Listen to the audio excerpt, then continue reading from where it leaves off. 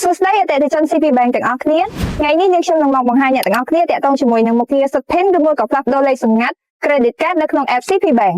នៅពេលដែលលោកអ្នកចូលមកកាន់ app CP Bank សូមចុចលើពាក្យថា Card បន្ទាប់មកសូមធ្វើការស្វែងរកប្រភេទ Visa Credit Card ដែលយើងចង់ធ្វើការ Set Pin ឬមួយក៏កំណត់លេខកូដសម្ងាត់សូមចុចលើពាក្យ Set Pin សូមធ្វើការបញ្ចូលលេខកូដសម្ងាត់ថ្មីចំនួន4ខ្ទង់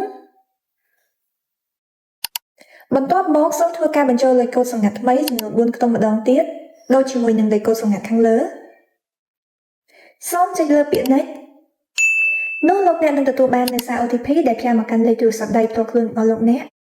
នោះលោកអ្នកនឹងអាចធ្វើការកំណត់លេខកូដសម្ងាត់ឬក៏ Set Pin នៅក្នុង app បានយ៉ាងងាយស្រួលសូមអរគុណអ្នកទាំងអស់គ្នាសម្រាប់ការតាមដានវីដេអូមួយនេះជួបជាមួយនឹងខ្ញុំនៅវីដេអូក្រោយៗទៀតសូមអរគុណជម្រាបលា